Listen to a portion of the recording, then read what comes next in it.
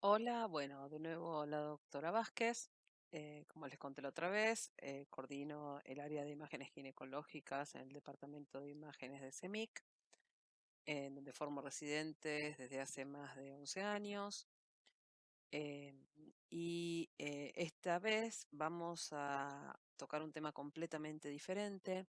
Así como en la otra clase hablamos de patología endometrial puntual y muy especializada, muy fina, digamos. Es algo que la verdad es que probablemente eh, solo profundicen si se dedican a la ecografía ginecológica de manera especializada.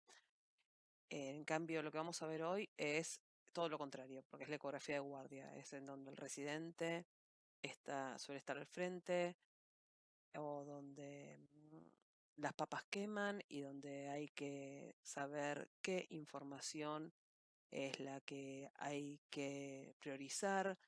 Hay que conocer las entidades para poder hacer un buen diagnóstico lo más rápido posible.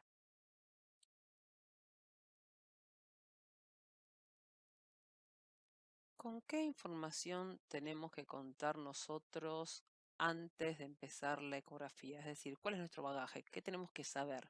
¿Qué tenemos que conocer? Para empezar, el origen del dolor no siempre va a ser ginecológico. Entonces, si bien no lo vamos a ver en esta charla, tenemos que tener en cuenta cuáles son todos los posibles motivos de dolor abdominal. Nos vamos a enfocar en las causas ginecológicas. Vamos a ver los quistes funcionales, vamos a ver torsión ovárica, EPI, endometriosis, necrosis de mioma y después las dos entidades en las que la paciente está cursando una situación gestacional, que son el embarazo ectópico y el síndrome de hiperestimulación ovárica. ¿Cuáles son las herramientas con las que contamos para esto? Nuestras herramientas son el laboratorio, la historia clínica y la ecografía. En cuanto al laboratorio, mientras estamos preparando a la paciente, o sea, mientras la paciente ingresa, nosotros podemos ir haciendo el interrogatorio, ya sea a ella o al médico o al familiar.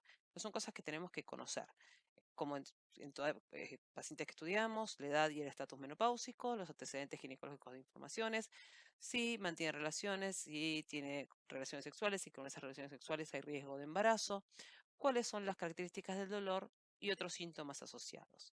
Cuando la paciente está con riesgo de embarazo o buscando un embarazo o en edad fértil, con relaciones sexuales con riesgo de embarazo, conocer los métodos anticonceptivos, la fecha de última menstruación y preguntar si está haciendo o realizó prácticas recientes relacionadas con la fertilidad.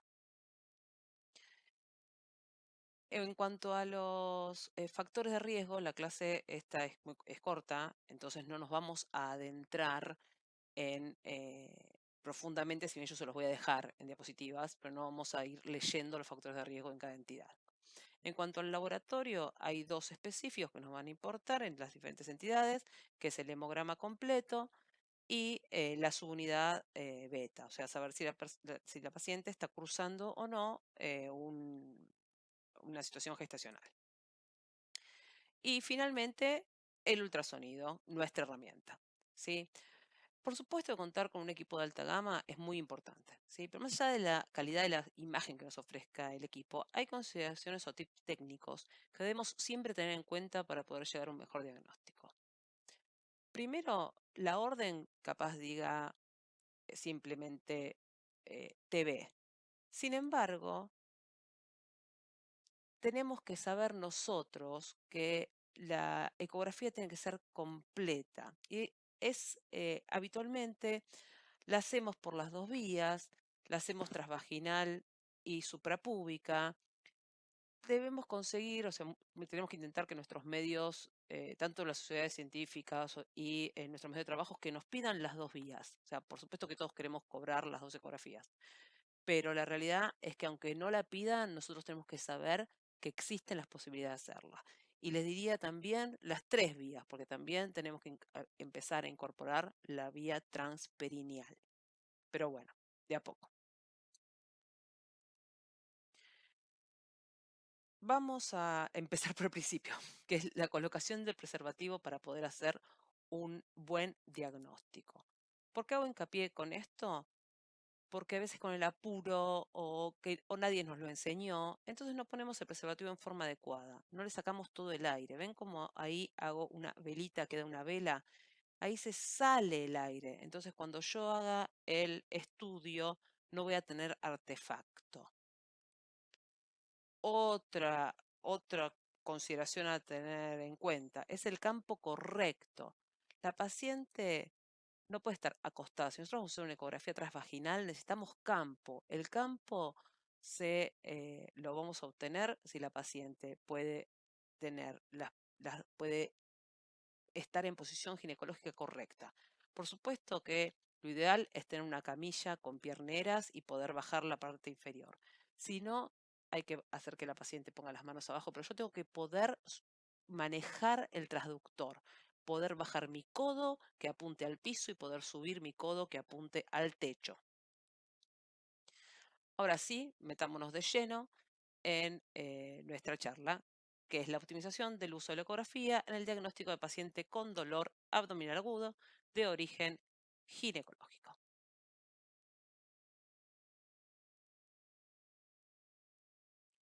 Dado que son temas muy extensos, vamos a enfocar la charla en cómo podemos hacer el diagnóstico certero en la paciente que concurre a la guardia con dolor.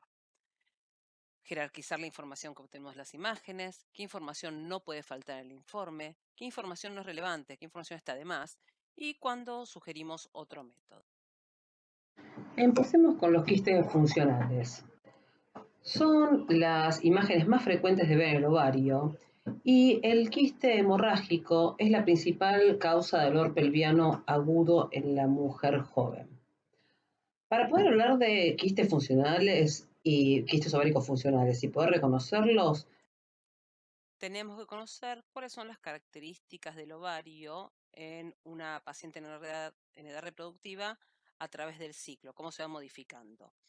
En la fase folicular temprana solemos encontrar muchos folículos pequeños, menores a 9 milímetros, que se encuentran habitualmente cercanos a la corteza. Hacia el día 9, en la fase folicular tardía, uno de los folículos se transforma en folículo dominante, mide más de 9 milímetros, o sea, más de entre 9 y 10 milímetros, y los demás se atrofian. La descripción de los folículos es la misma que la de cualquier imagen simple. O sea, es una imagen redondeada, anecoica, de bordes finos, avascular mediante Doppler. En el folículo periovulatorio solemos reconocer el cumulus ophorus, que es esta imagen, este anillo ecogénico en la pared que pertenece al ovocito que está por salir. Cuando se produce la ovulación, empieza la conversión lútea, la imagen se retrae, el cuerpo lúteo mide menos de 30 milímetros, igual que los folículos, el folículo que ovula, el folículo suele ovular a los 24 milímetros, hasta 30 se lo considera una imagen folicular normal o no se considera que es un quiste funcional. Y en la segunda fase del ciclo se produce la transformación lútea con el típico anillo en halo de fuego mediante Doppler. ¿Qué pasa cuando el folículo no se ovula y crece más allá de los 30 milímetros? ¿O no había ovocito y esta imagen y hubo desarrollo de esta imagen de aspecto folicular, pero que no se rompió, por lo cual no se redujo, no se formó el cuerpo lúteo? Aparecen los que llamamos los quistes foliculares, que son imágenes quísticas simples y son la imagen agregada anexial más común. Como dijimos, se produce por crecimiento del folículo dominante que no llega a expeler o no tiene el óvulo y supera los 3 centímetros de diámetro. El crecimiento es rápido, entonces por eso es que puede provocar dolor pélvico. Pero la mayor cantidad de veces que los observamos son hallazgos incidentales. O sea, no es que la paciente consulta por eso, sino que está esta imagen. ¿Por qué lo ponemos en esta clase? Primero porque puede consultar por dolor Y segundo, para que conozcamos cuáles son también las no patologías, o sea, cuáles son las pacientes que estamos informando una ecografía que es normal o que no requiere una intervención inmediata, ¿no? Los diagnósticos diferenciales, perdón, es con quistes parováricos, con hidrosalpinx o con blastomas, ya, y la verdad es que se hace el diagnóstico diferencial, pero bueno, son muy distintos, o sea, tenemos que tenerlos en la cabeza, pero para conocer bien las diferencias. Y en cuanto a el manejo, nuestras recomendaciones, que son modificadas del consenso de la Society of Radiology in Ultrasound, que se publicó en el 2010 en la Radiology, son estos que vemos acá en esta diapo. Para quistes menores a 3 centímetros se considera que es un hallazgo fisiológico normal y no necesita ser descrito en el informe. Por supuesto que en el contexto de guardia lo podemos describir si es lo único que hallamos, pero como última opción. Los quistes de 3 a 5 se describen en el informe como hallazgo muy probable benigno y no requieren seguimiento. En cuanto si mide más de 5, se repite en 3 meses para confirmar origen funcional y si mide más de 7, se indica evaluación con operador experto. Acá dejo también las recomendaciones en pacientes posmenopáusicas. Esto no aplica para esta clase, pero me parece que es muy importante que menores a 1 centímetro, es decir, a 10 milímetros, clínicamente intrascendentes o sin clínica, no se describe. Entre 1 y 3 se describe como quiste simple, muy probablemente benigno, y se repite en 3 meses cuando es la primera vez que se lo vio, como con el manejo de cualquier imagen ovárica, y si mide más de 7 centímetros o desde la primera evaluación o persiste más allá de los 3 meses, debe ser evaluado por el operador experto. Estas son las recomendaciones originales del consenso.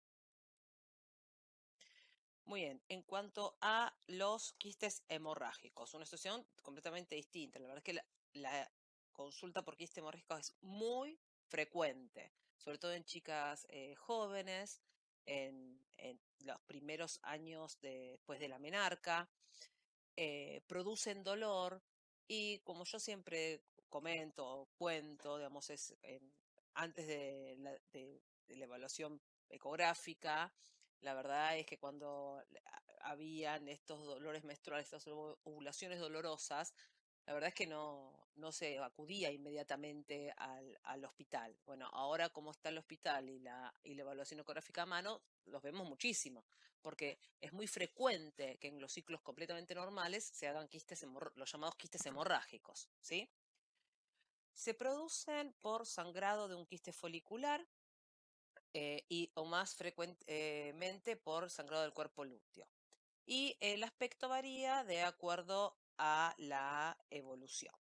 En el agudo hay que tener mucho cuidado con cómo se informa, porque puede aparentar que tiene una porción sólida. ¿En qué nos fijamos digamos, qué apoya el diagnóstico de que se trata de sangre o contenido hemático en organización o en sangrado agudo?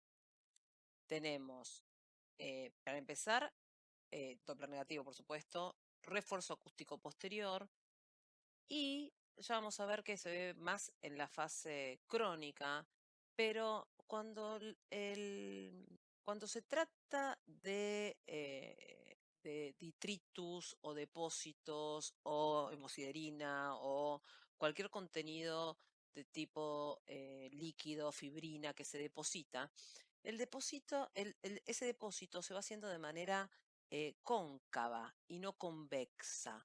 O sea, el crecimiento biológico, el crecimiento, digamos, de una papila o de una formación sólida, crece exofíticamente hacia la luz del quiste, no crece cóncavo apoyándose.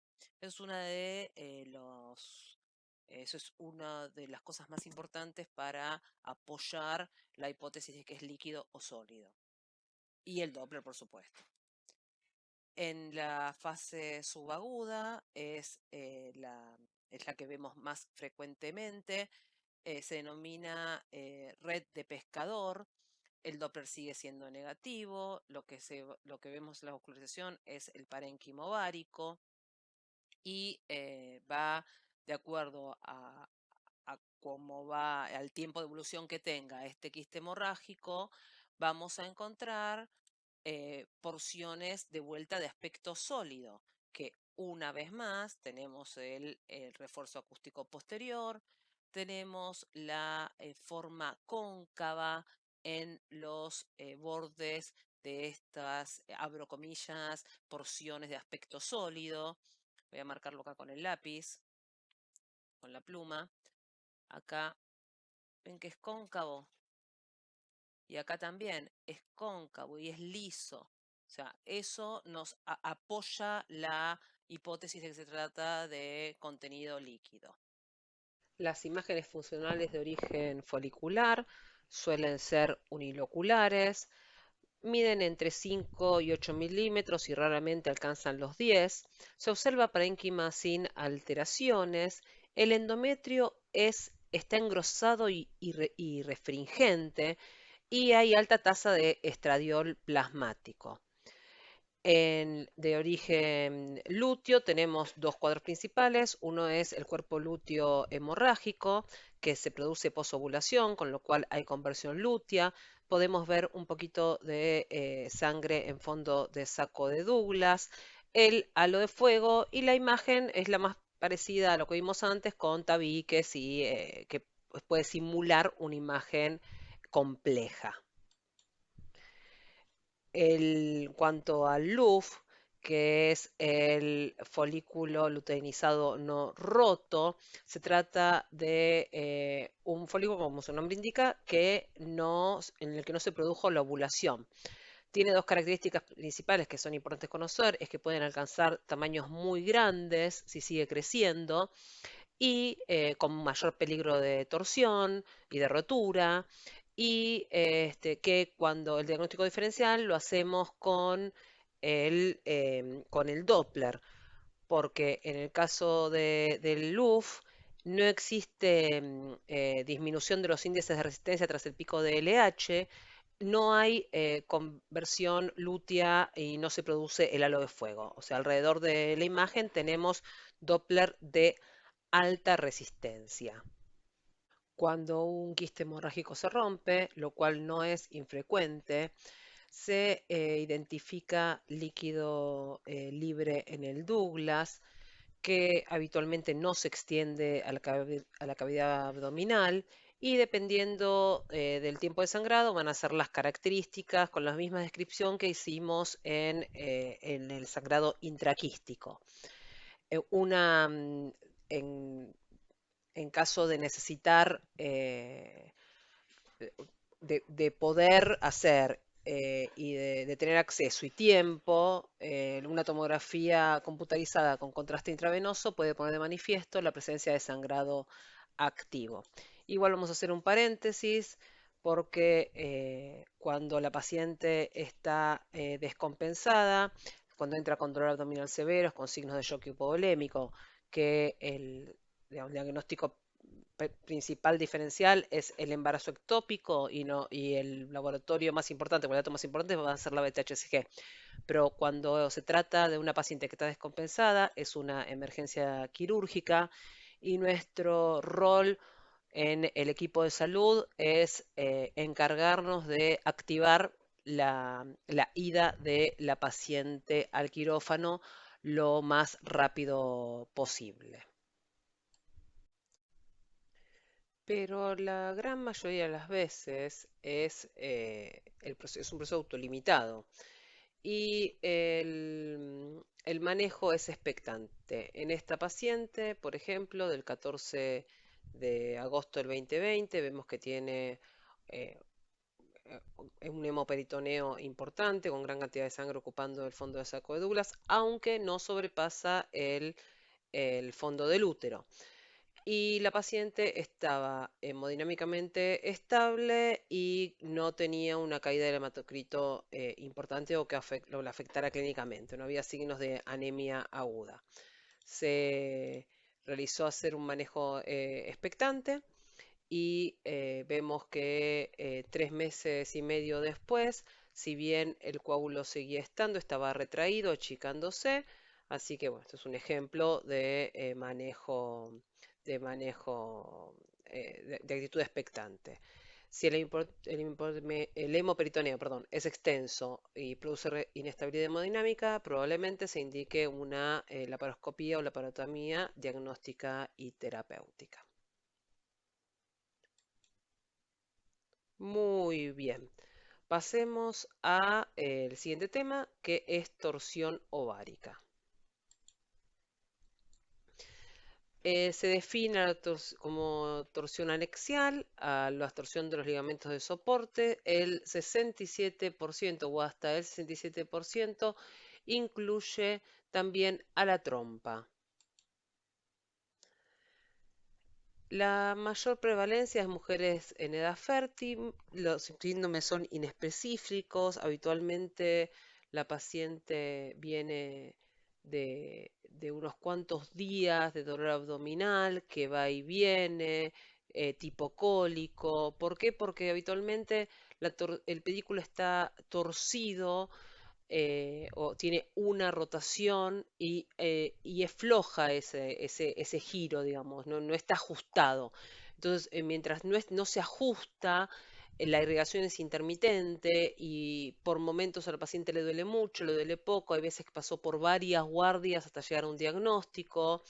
Y cuando lo que tenemos que tener en cuenta es pensarlo para poder llegar a él cuando tenemos ante nosotros una paciente en edad fértil con dolor agudo, intermitente de algunos días de evolución.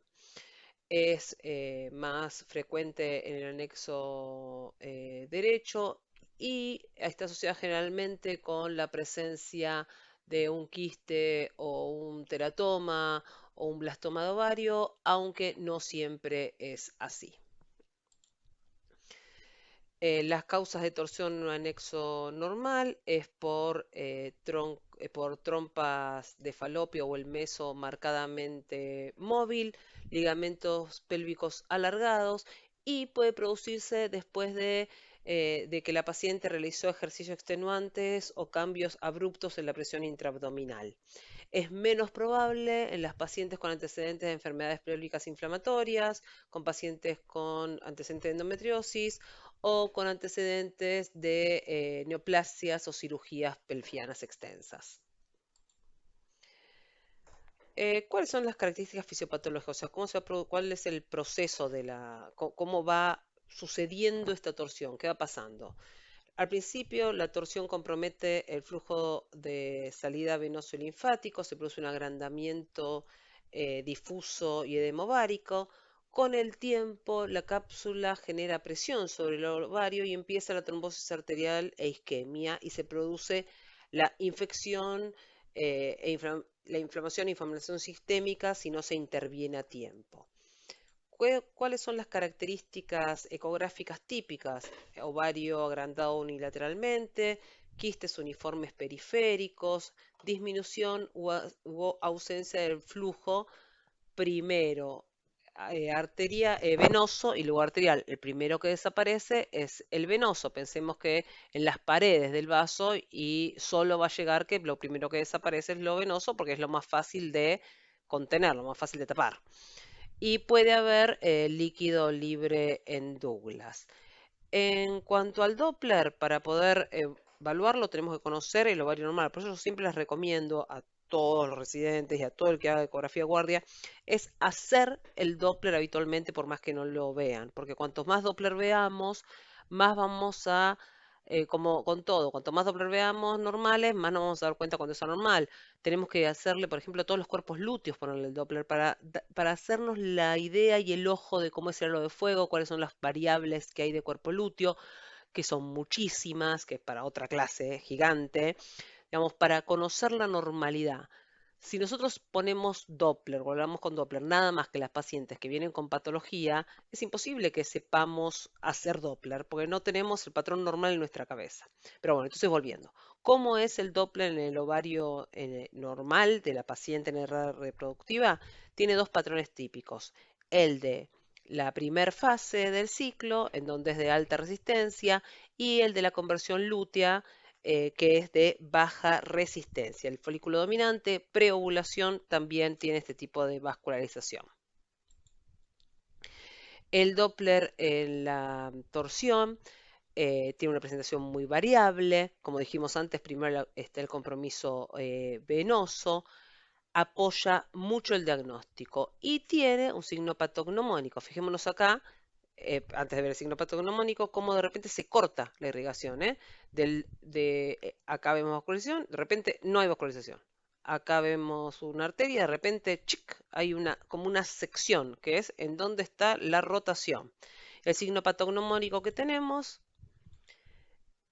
es el signo de Whirlpool, que son vasos circulares en espiral. Les voy a mostrar los dos videos. En este está en espiral y en este están lisos. Así, en este video chiquito acá, es como se ven cuando no están torsionados. Vemos que los vasos son paralelos. ¿Sí? Vemos la vena y la arteria. Como saben, lo que indican los colores es la dirección del flujo. Vemos en este caso, vemos la vena y la arteria, el pedículo sin torsión, y en este caso vemos como, ven que se ven acá los vasos verticales o perpendiculares al transductor, y acá son paralelos al transductor. En el corte transversal de esta imagen, este es un corte longitudinal del meso, en el corte transversal del meso se ve este signo que son los vasos en espiral. Lo vuelvo a poner para que vean cómo los vasos son perpendiculares al transductor y haciendo el giro.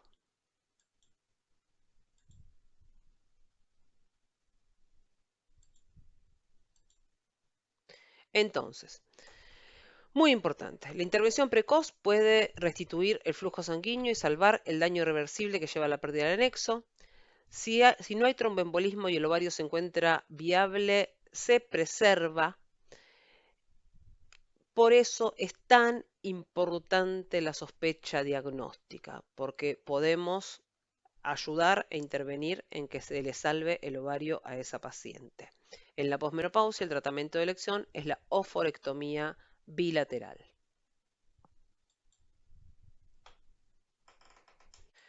Vamos a hablar ahora de dos entidades que no podemos separar cuando hablamos de ecografía de guardia, que son la EPI y la endometriosis. ¿Por qué digo que no la podemos separar? Porque la verdad es que la imagen es parecida. O sea, cuando hacemos la ecografía nos encontramos con imágenes, son las dos grandes simuladoras. Entonces tenemos que conocer algunos detalles que nos pueden diferenciar una y otra si pensamos en las dos y lo encontramos. La enfermedad pélvica inflamatoria suele ocurrir en pacientes nulíparas, sexualmente activas, y menos del 1% es posterior a una cirugía y a una peritonitis. Entonces un 1% es por vía ascendente. En el 1% no vamos a encontrar la evolución característica, que es primero la cervicitis, después la endometritis, después la salpingitis, y por último, la formación de abscesos. Esta diapositiva, que pase rápido, habla de los criterios mínimos y los criterios adicionales. Se los dejo acá. Lo que nos importa en el momento de que estamos haciendo el estudio es saber si tuvo temperatura y hacer un buen interrogatorio en cuanto a los factores de riesgo. En cuanto a la precisión de la ecografía en el diagnóstico de la EPI, es muy bajo. Tiene sensibilidad y especificidad muy baja. Entonces es muy importante tener en cuenta la clínica. Si nosotros sumamos la clínica y tenemos intención de hacer un diagnóstico correcto y no nos quedamos en la imagen, vamos a aprovechar mucho más el estudio. ¿Cómo son las características típicas de la ecografía, de la imagen? Son paredes y con pliegues engrosados, contenido ecogénico, niveles de sedimentación. Cuando tenemos el Pio salpinx, distinguimos el ovario claramente al lado de la imagen, es decir, es una imagen parovárica, y en el corte transversal tenemos la imagen típica en rueda dentada. Cuando tenemos el absceso tubovárico, como su nombre lo indica, el parénquima ovárico está incluido adentro de la imagen, es una imagen sucia, no vemos bien los niveles.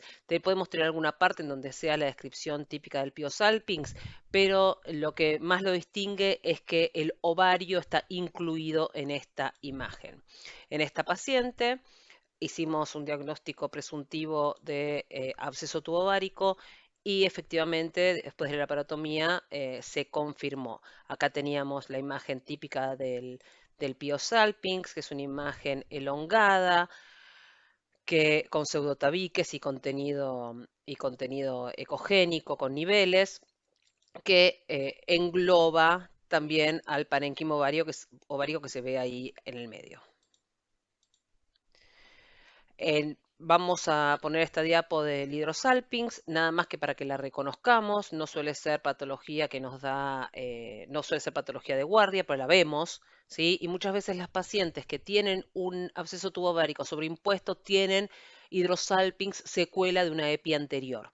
La característica del hidrosalpinx es que el contenido es anecoico, las paredes son finas y puede hacer la típica imagen en gorro frigio, que es un poquitito más gordito ahí y hace como el pseudotabique hace esta imagen de gorro frigio. Hablemos de la endometriosis. ¿Por qué es tan importante ponerlo acá? Porque muchas veces la clínica es exactamente la misma, ¿sí? ¿De qué se trata la endometriosis? Es endometrio fuera de la cavidad uterina, la tríada típica es la dispareunia, dismenorrea e infertilidad, aunque muchas veces las pacientes consultan por dolor agudo que tienen ante una crisis endometriósica.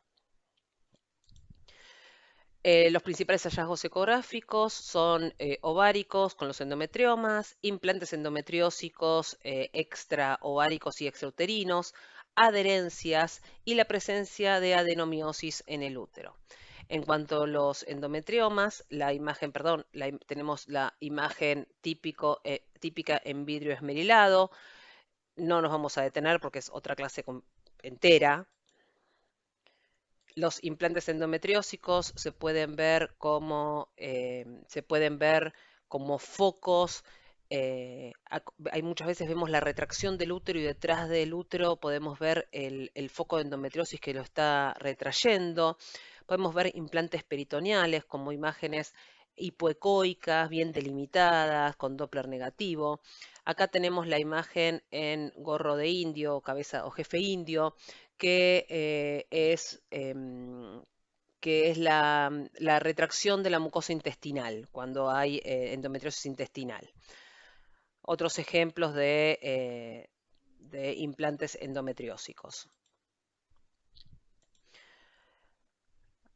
En cuanto a las adherencias, lo primero que nosotros vamos a ver cuando hacemos la ecografía es que el útero habitualmente tiene una anterretroverso flexión o el fondo del útero no continúa con la posición del útero, o sea, no es el útero que se asocia a la endometriosis, no es el útero en retroversoflexión, sino es el útero en anterretroversoflexión. El cuello lleva una dirección y el fondo del útero, por tracción de las adherencias, tira para atrás. Otro signo es los ovarios en beso que caen atrás del fondo de saco de Douglas que vemos en esta fotito. Y acá vemos en la primera foto teníamos el útero, el cuello bien de anteversoflexión, no se podía ver el cuerpo por las adherencias y por arriba vemos que hace la retroversoflexión. Siempre que estamos evaluando una paciente con sospecha de endometriosis o de adherencias, tenemos que hacer la maniobra bimanual. En el primer video vemos cómo no desliza, mientras que en el segundo video vemos que sí deslizan las serosas, la serosa del útero sobre la serosa peritoneal, sobre el recto o sí, sobre el recto. Acá vemos que no desliza y acá vemos que sí desliza. El último signo de endometriosis o acompañante es la presencia de adenomiosis en el útero. No nos vamos a detener ahora en todas las características que lo vieron en otra charla y son muy extensas. Esta paciente, en este caso clínico, la realidad es que pensamos que esto era un Piosalpinx. La paciente tenía antecedentes de endometriosis, pero pensamos en una EPI agregada. Cuando fue a quirófano no había EPI, era simplemente una endometriosis muy extensa. La verdad es que entre esta paciente y esta clase, que han pasado nada más que 2 meses, sin embargo, aprendí mucho, estudié mucho y creo que es muy interesante presentar juntos los dos casos porque son dos casos que en su momento me parecieron parecidos y viéndolos con el diario del lunes tienen diferencias que podemos distinguir en la ecografía. Em, por ejemplo, la falta en el contenido hemático en la trompa que vemos acá, veamos que no hay pseudotabiques porque no hay inflamación de la mucosa. Bueno, además de la maniobra bimanual con gran fijación del útero, que hay que darle mucho valor. Y bueno, así que les dejo y espero que les sirva también como enseñanza a ustedes, como me sirvió a mí.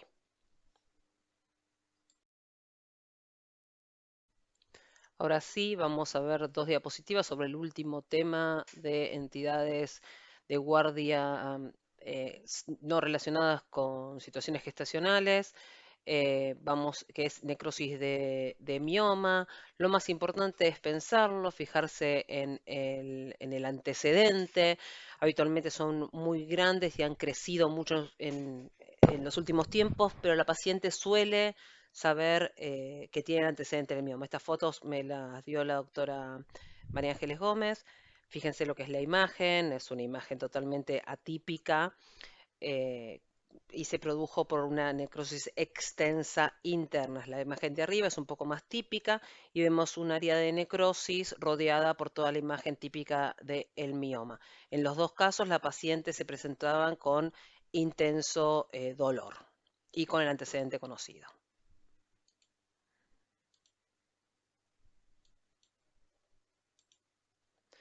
Muy bien, ahora es momento de descansar. Vamos a arrancar con un tema, con el embarazo ectópico, que merece toda la atención del mundo y como empezar de ser una nueva clase. Así que hay que ir a darle bolilla al Crush, jugar al Candy Crush, ir a la plaza, comer, llevar a los chicos a pasear, lo que sea, pero les recomiendo descansar un rato antes de encarar la próxima parte de esta clase. Empecemos entonces con la última parte de la clase. Vamos a ver dos entidades que tienen en común que están relacionadas con eventos gestacionales, pero es lo único, porque el diagnóstico del embarazo ectópico requiere conocimiento, práctica, agudeza, pensarlo, depende mucho de la habilidad del ecografista. En cambio, en el síndrome de hiperestimulación ovárica, lo único que tenemos que saber es qué medida tenemos que tomar. Ya no requiere mayor habilidad ni experiencia, sino conocimiento de la teoría. El embarazo ectópico es la implantación del producto de la concepción fuera de la cavidad endometrial.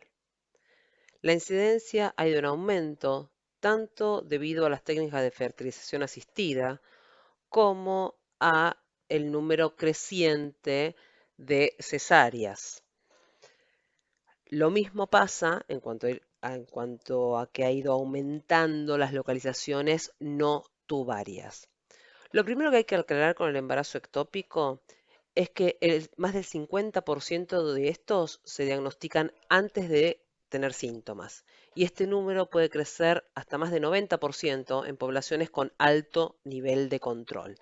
De todas formas, en las poblaciones con bajo nivel de control, llega la mortalidad hasta un 15%. Entonces, lo primero que vamos a hacer lo primero que tenemos que diferenciar es el embarazo ectópico no complicado del embarazo ectópico complicado. En el embarazo ectópico complicado, la paciente entra o suele entrar con dolor abdominal severo, con signos de shock hipovolémico, y es una emergencia quirúrgica. Cuando el embarazo ectópico no es complicado, vamos a tener nuestros tres grandes pilares: la clínica, el laboratorio y las imágenes. En cuanto a la clínica, suele el dolor ser localizado. Lo más importante es que haya amenorrea. La verdad es que el dolor depende de la edad gestacional. Muchas veces en la sexta o séptima semana no hay dolor todavía o hay una pequeña molestia. La metrorragia escasa y oscura patognomónica no, perdón.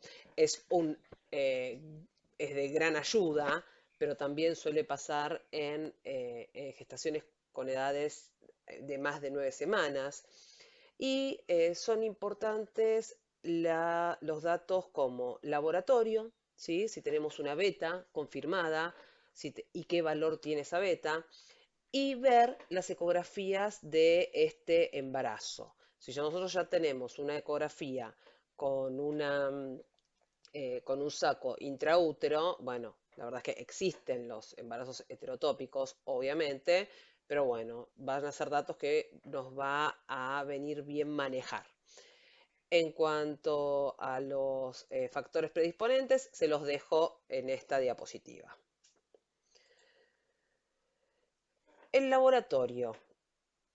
Vamos a unos conceptos muy importantes de la beta-HCG. Uno suele tener como en la cabeza que la beta-HCG se duplica cada 48 horas, pero eso no es exactamente así. En realidad depende del valor de beta-HCG que tengamos. Entonces, duplica cada 48 horas cuando es menor a 1200. Entre 1200 y 6000 duplica cada 3 días.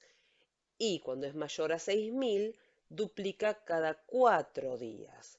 De todas formas, con valores mayores a 1500 debería verse siempre saco gestacional.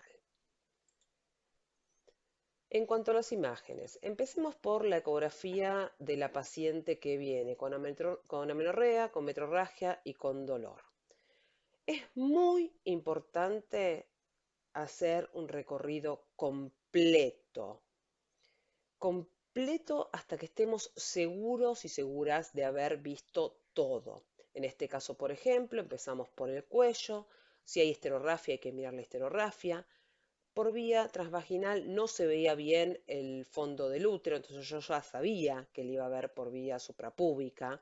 Si bien siempre lo vemos con mucho más razón cuando vemos que no es completa por la vía transvaginal. En este caso, la señora ya con 8 semanas no se le encontraba el embarazo ectópico y como vimos la cavidad estaba vacía. Lo buscamos, vemos el endometrio bien fino por vía suprapúbica y acá vemos que en el cuerno derecho hay un miomita y por detrás del miomita, yendo, viniendo, apareció el embarazo ectópico. Lo que quiero decir con este ejemplo es que no hay que darse por vencido y hay que buscar el embarazo ectópico con betas mayores a 1500. Ahora vamos a los ejemplos de una evaluación completa del endometrio.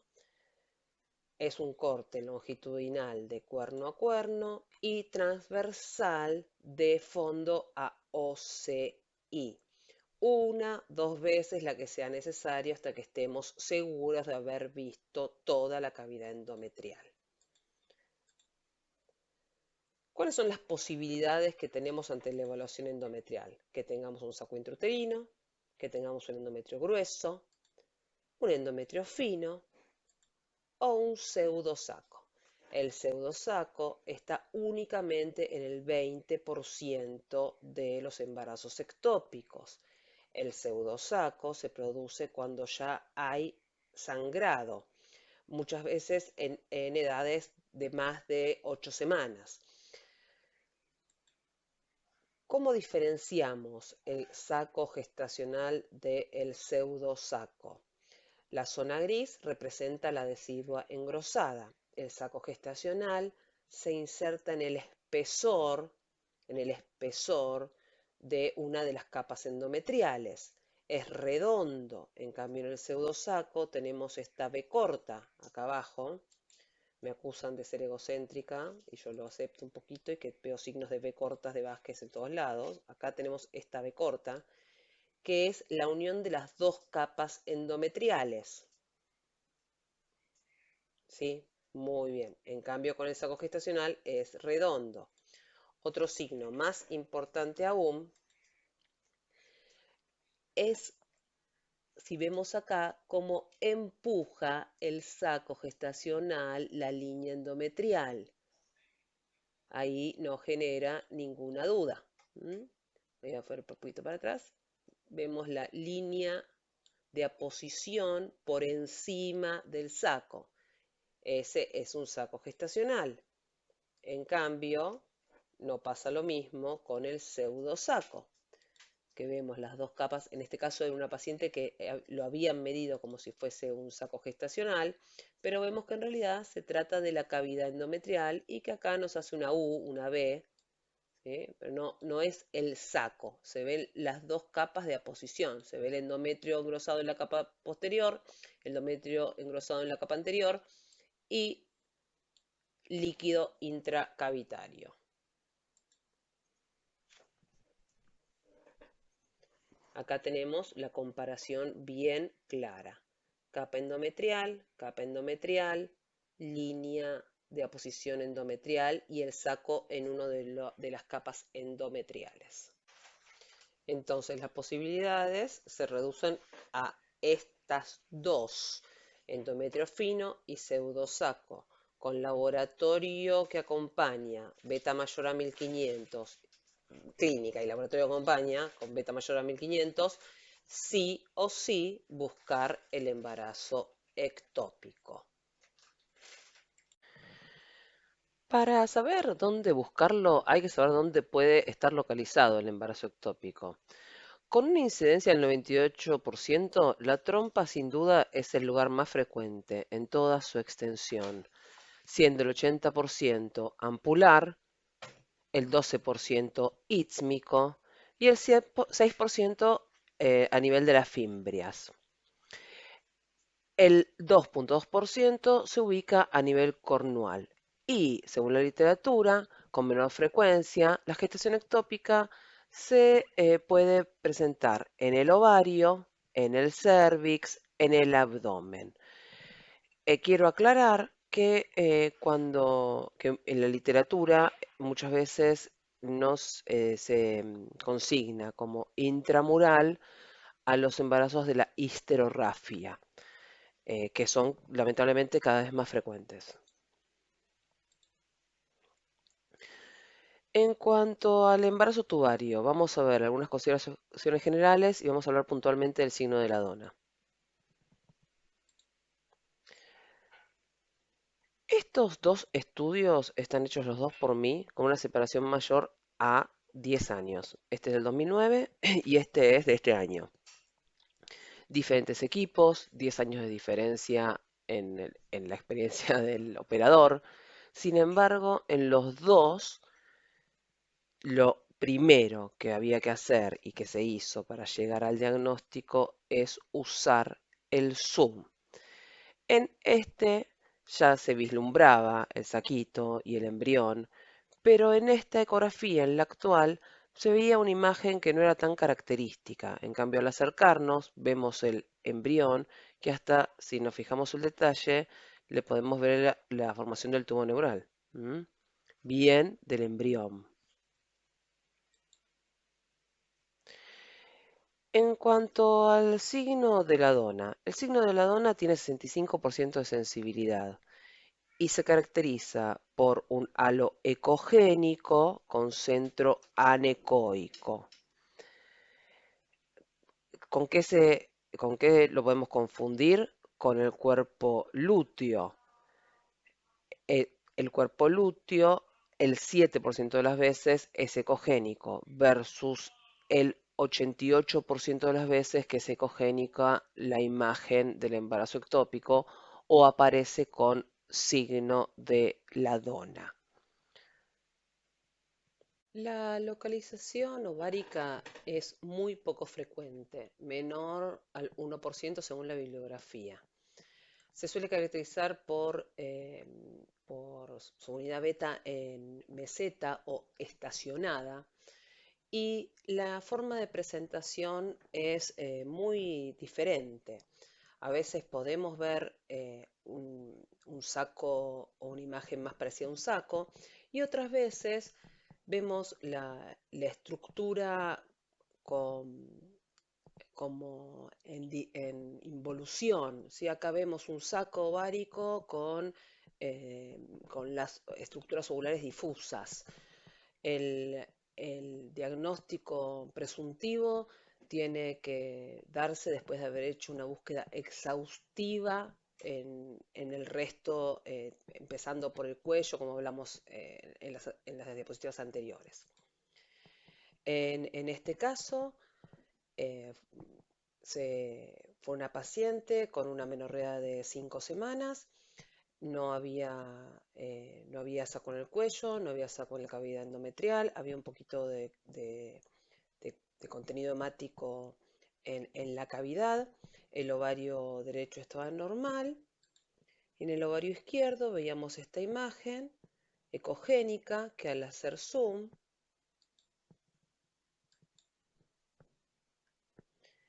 vemos que tiene estructuras compatibles con un saco vitelino de forma no regular, no normal. Y adyacente el cuerpo lúteo con muy poca vascularización, involutivo. Esta paciente fue a quirófano y acá vemos en la laparoscopía, gentileza del doctor Agustín Quintayé, el ovario con el embarazo ectópico ovárico. Ahí lo están debridando. Vamos a hacer un poquitito. Cuando hace el exéresis.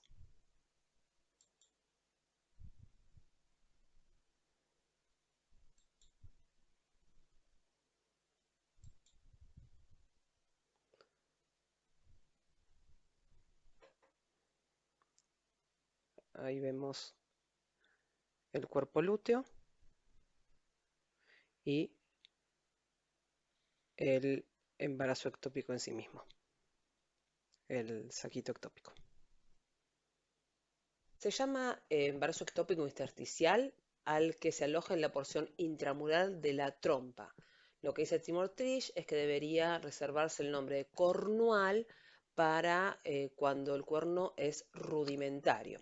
Ahora bien, tenemos esta imagen, ¿no? Vemos acá, estamos viendo el útero, acá podemos decir, uy, pero eso es la serosa, ¿dónde está ubicado? ¿Por qué decimos que está en, en la parte intersticial y no está en el anexo, en la trompa? ¿Cómo hacemos para hacer un diagnóstico? Lo que hay que, a ver si es verdaderamente intersticial, es seguir la línea, el signo de la línea intersticial, que es seguirla una vez más con el zoom y vemos que el saco gestacional está inserto por fuera de la luz, o sea, está inserto en el músculo, deja libre la línea intersticial.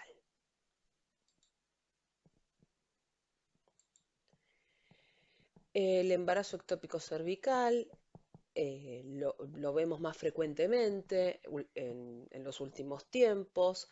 Si bien en la literatura la incidencia es de 1 en cada 1000 a 18.000 gestaciones, perdón, cada vez es más frecuente y asociado a los tratamientos. El no pensarlo retrasa el diagnóstico y el tratamiento. Y el tratamiento tradicional es la histerectomía o la exéresis del cuello, que trae consecuencias al futuro obstétrico de la paciente.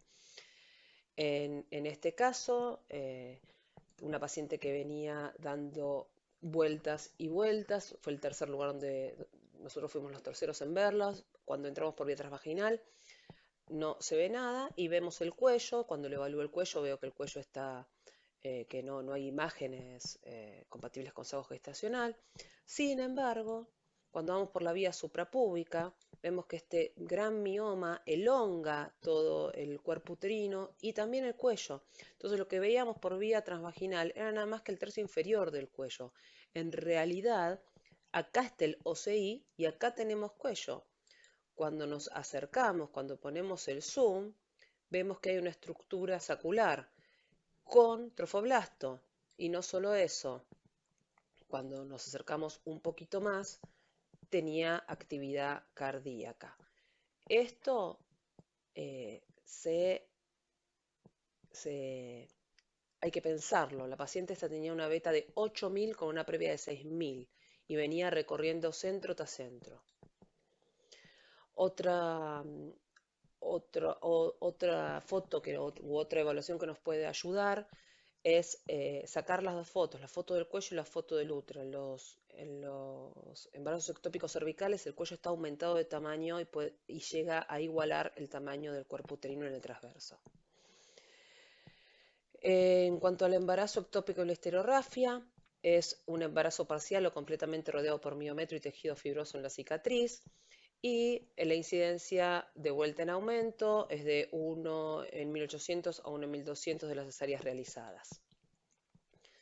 En este caso, vemos el saco con poca duda diagnóstica, vemos el 17 de agosto, la paciente viene a hacerse el control del embarazo, vemos esta imagen, se le indica tratamiento médico y el 24 vuelve y había sido la evolución del embrión, que ahora tenía latidos. El 31 de agosto, post segunda dosis de metotrexate, viene con actividad cardíaca negativa y tenía mucha vascularización de baja resistencia en todo alrededor de este saco deformado y agrandado de tamaño. Siguió bajo control ecográfico y médico con pautas de alarma y en 6 meses,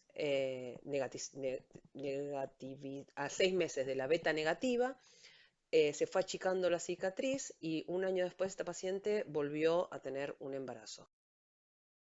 Entonces, en el informe vamos a poner localización de la imagen, lo más específico posible, cuánto mide toda la imagen, es decir, incluyendo el saco y el trofoblasto que veamos, la valorización que hacemos del Douglas, es decir, si hay líquido libre o no, y es muy importante sumar en el informe la foto de la cavidad vacía.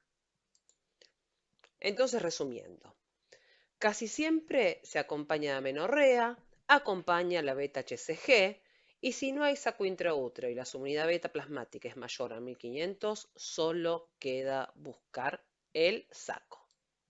El último tema de la charla de hoy es cómo evaluamos y qué evaluamos en el síndrome de hiperestimulación ovárica. No entiendo. ¿Qué está pasando acá? El heterotópico. Del embarazo heterotópico. Así que vamos a dedicarle una diapositiva, pues es una entidad muy importante. El embarazo heterotópico se define como la existencia de un embarazo intraútero y uno extrauterino. Lo más común es que sea en la trompa de falopio. Ocurre en el 0,08% de todos los embarazos, aunque aumenta en los casos de reproducción asistida. Clínicamente, sus manifestaciones son poco habituales porque no tiene spotting, porque como hay un embarazo intraútero no hay spotting, entonces suele presentar em, como, eh, como dolor abdominal, como embarazo más dolor abdominal. Y el tratamiento siempre es quirúrgico porque no se puede dar tratamiento médico, porque puede afectar o afectaría directamente al embarazo intraútero. ¿Cómo podemos evitar no ver un embarazo heterotópico? Siempre mirar la cantidad de cuerpos lúteos. Cuando lo sospechamos, cuando vemos un saco intraútero, pero vemos que hay dos cuerpos lúteos, o la señora hizo tratamiento de fertilidad y le transfirieron 2 embriones. Entonces, siempre en esos casos que hay dos cuerpos lúteos o le transfirieron más embriones de los que vemos en la cavidad, buscamos el segundo saco. Acá vemos la imagen de la laparoscopía, el útero aumentado de tamaño por el saco gestacional intracavitario. Acá vemos los dos cuerpos lúteos y acá el embarazo ectópico tubario. Ahora sí, terminado embarazo ectópico, volvamos a donde estábamos. Como les comenté más arriba, con el síndrome de hiperestimulación ovárica, lo que tenemos que tener es clara la información de qué es lo que tenemos que hacer cuando nos encontramos con esta paciente. En esta diapositiva le dejo los factores de riesgo. En cuanto a la fisiopatogenia, la gonotrofina coriónica humana genera un aumento en la secreción de factor de crecimiento endotelial vascular por parte de las células de glomerulosa. Este factor aumenta la permeabilidad vascular con el consiguiente pasaje de líquido al tercer espacio y en consecuencia la pérdida del equilibrio hídrico. En cuanto a la forma de presentación, hay dos formas, la temprana y la tardía. La temprana es en donde es más importante el diagnóstico certero porque aparece a menos de 8 días de la aplicación de la gonotrofina coriónica humana exógena y habitualmente cuando se diagnostica se retrasa o se posterga la transferencia de embriones o la inseminación, evitando un embarazo múltiple o evitando el agravamiento del cuadro. En el síndrome de hiperestimulación ovárica tardía, que está relacionado con el aumento endógeno de la gonadotrofina crónica humana, se produce en el embarazo y lo que queda es el control de la paciente. En cuanto al interrogatorio, lo que nos interesa es saber si está realizado tratamiento con fertilidad o si tiene altos valores de beta-HCG, porque también podemos ver síndrome de hiperestimulación ovárica en embarazos gemelares o embarazos molares, y la realidad es que suelen venir con alta sospecha. Entonces, para poder informar correctamente, debemos saber que los ginecólogos generalmente se basan en cualquiera de estas dos clasificaciones. La de Golam, que va del grado 1 a 5 y divide en leve, en moderado y severo, que es más general, y la de la National Coordinating Center of Women and Children Health, que divide en 4 grados, siendo los hallazgos ecográficos distintos en cada uno de los puntos. Sabiendo esto, ¿qué vamos a poner en el informe? ¿Qué información es relevante y qué información no es relevante?